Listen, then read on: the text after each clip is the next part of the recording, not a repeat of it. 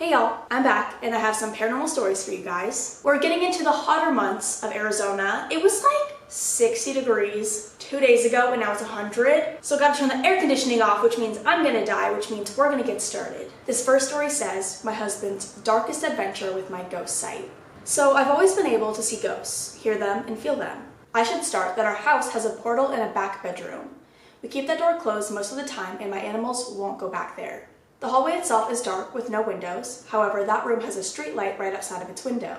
One day, my husband went to grab something out of that room and started to feel pain down his back. He came out and came back to the front room and he had scratches down his back. At this time, my dog and cat both reacted to something down the hallway. I looked up to see the hallway that once had a glow from my husband leaving the door open and the street light on was now pitch black. You could feel that something was not right and not okay. My dumbass decided that I was not going to put up with it, so I got up, walked down the hall, and stood directly in front of the room and yelled, "You need to leave, you are not welcome here. I'm not scared of you and you are not going to hurt my family." Out of the blue, a dark shadow manifested in front of me and a sinister laugh came out.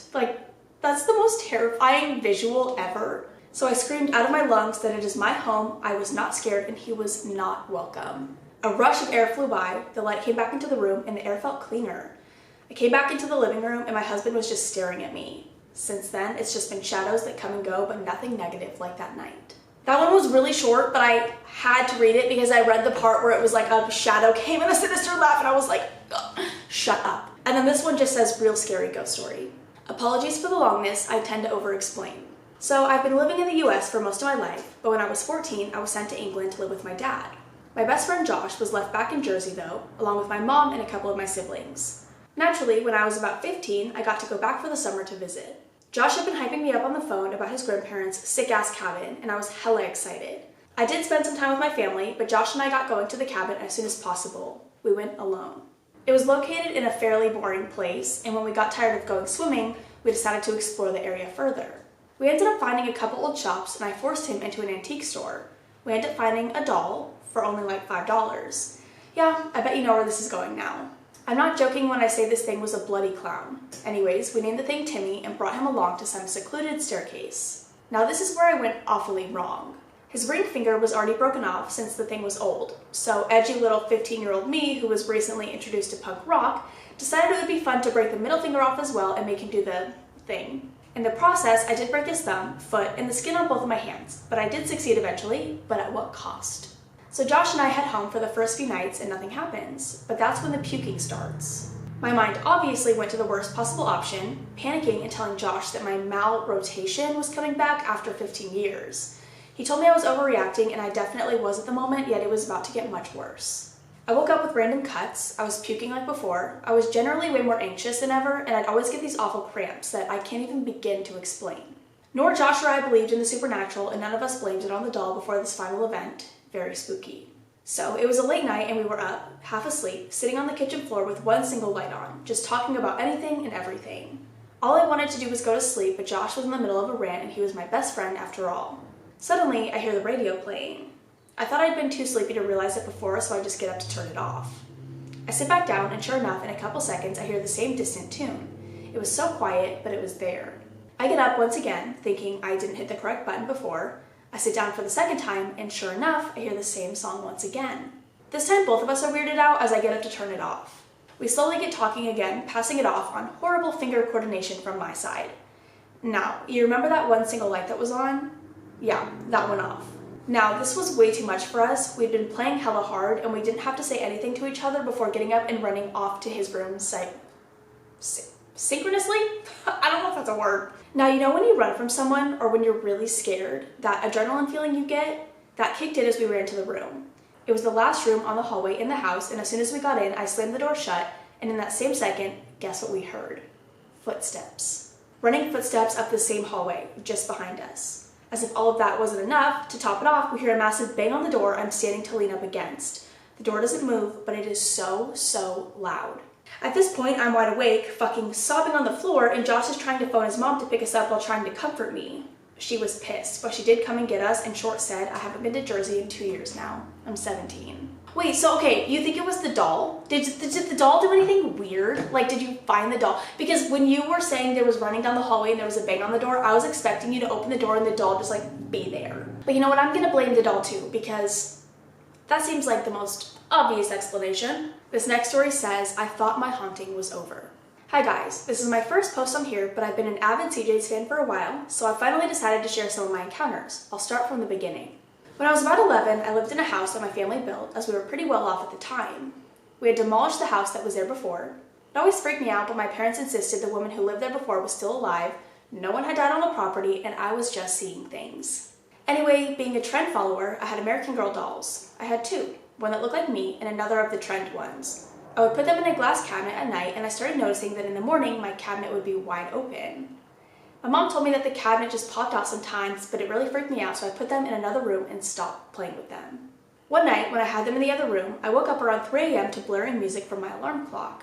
I went to unplug it, but it was already unplugged. There was no battery in the clock either.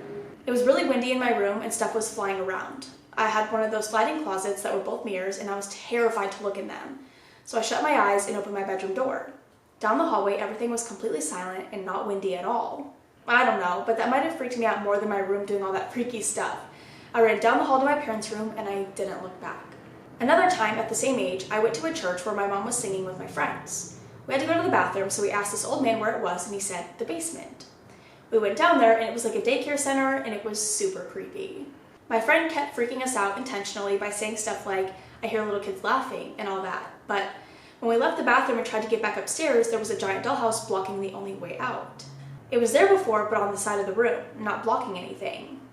There was no one else down there with us, and even if there had been, we definitely would have heard or seen them. I also don't know if there was another set of stairs, but neither of my friends saw one. To top it off, we all remember the old man differently to this day, but that could have just been us being freaked out. My friend now says she remembers the dollhouse being there before, but I definitely don't. A couple of years later, my parents divorced and half my family moved across the country. The spirit followed me. It was honestly pretty harmless, but I think that's because I could feel its presence, and sometimes I would just randomly go another route home or look another way because I thought something bad would happen if I didn't. It would open doors and cabinets all the time or move things that I swear I left in a certain place. It got really bold, and one time in high school, the classroom door slammed shut and my teacher just goes, all right, who's haunted? The door only does that in this period. I was pretty embarrassed, so I didn't say anything, but I knew it was me. When we moved in with my Native American stepdad, the spirit seemed to have disappeared. He smudged the house and saged it, and I always felt a really neutral energy there. Now though, I've gotten married and I've moved in with my husband, and I think it's back because I don't have that protection anymore. The other day, I was at work talking about my encounters with a coworker, and when I got home and out of the shower, I noticed I had a rash the shape of 3 giant scratches on my back. I had very recently cut and filed my nails, so I don't think it was me, but it could be a possibility. My husband doesn't believe in the paranormal at all, so he provokes them all the time. The apartment below us that me and my husband live in right now is being renovated, or at least I think it is, because it's completely trashed and looks abandoned. I have a weird feeling something might have happened there, and it's causing the energy balance in my life to be tipping towards negative. I'm not Native American, so I don't think saging my house will do anything. It really could be just a random rash, but it does freak me out a little. Anyways, thanks so much for reading about my encounters. If anyone wants an update or has any advice about the demon rash, please let me know. It's been here for about 3 to 4 days and hasn't gotten any better after putting Neosporin and cortisone on it. Love this channel. Bye. The rash freaks me out. I think I read a story recently, or maybe it was a TikTok. No, I think it was a story I read recently where they included pictures of like cuts and scratches they had all over their body, and it like, oh my god, it's terrifying. And I really hope that it's not back and it's not negative, but if it is and more stuff happens, you have to let us know. This last story I thought was really cool. It's about something I've never heard of before, so I'm sorry if I say the name of it incorrectly or if I'm like not supposed to say the name at all. Just let me know because I don't really know much about these things. I need to like look into it, I know. But it says the Schools Nightcrawler. It's called a sigbin. For those who don't know, the sigbin is a creature in Philippine mythology said to come out at night to suck the blood of victims from their shadows. It is said to walk backward with its head lowered between its hind legs and have the ability to become invisible to other creatures, especially humans. And then this is the actual story. As a kid, I didn't actually believe in night creatures or paranormal creatures and ghosts. I was raised by my parents not to believe those kinds of creatures, not until I was sent in my mother's province all the way to the southern part of the Philippines to study when I was 12. I was in 7th grade in the middle of the term when this dog-like creature made chaos in its appearance. It was after class. We were tasked to clean up the entire classroom. We swept the floor, wiped the blackboard with a wet rag, waxed the floor, and threw the trash outside. Everything was well before we go home that day. Both doors of our room were double locked. The next day, the entire floor was covered in sand, books torn and ruined and scattered on the floor, costumes torn and seemingly chewed, and chairs scattered and lying down. Even the very heavy wood teacher's desk was overturned. My classmates and I peeked from the classroom window to see what else was damaged because our room was still locked and our advisor had the key to the room, and the spare key was still with the class president who had not yet arrived. On the floor by the window near the door, we saw a footprint made by a huge dog out of the room. We followed it out of our hallway until we reached the field of our school where we suddenly found the footprint stopped in the middle of the soil. These events lasted for about a week. On the last day, the trace was not alone. There was another small trace of a dog next to it, and they both went out the hallway. And just like when the first trace stopped in the middle. The following week, it happened to the senior students of the school, but the difference was the tree next to the classroom fell and the windows were broken. I wish there was more detail on that. Like, I need to know more. My camera's also about to die, which is very unfortunate, so I'm gonna end the video off. Sorry this is gonna be a shorter video. I thought I had longer stories, but I guess I didn't, so I'm sorry about that. This will be short, but I'll try to have a longer TikTok video for Sunday. I'm gonna look more into the Sigbin. Maybe I'll read stories all about it. Maybe I'll find like a bunch of stories about it and read that for a video. I don't know. But I hope you guys enjoyed. If you have any stories that you want to share with me or the community, I will have my subreddit link down below. I'm gonna go because, like I said, my camera's like dying. It's like blinking at me. So I love you so much. I will see you in the next one. Bye. I'm gonna ramble. Actually, I don't even know if I have anything to ramble about. So this might be okay. Because I was gonna say I'll ramble and then when it dies, when it cuts off, we just know that my camera died. I really don't think I have anything to ramble about though.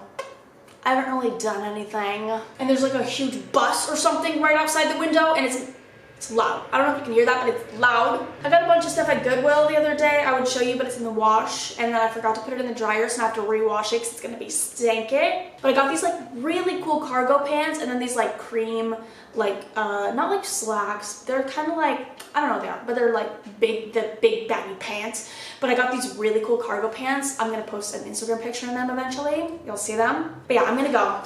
I love you so much. I'm sorry this video is so short. Usually when my videos are super short, I always hope I have something like long to ramble about to like kind of make up for the time, but I don't. So yeah, I'm gonna go. See ya.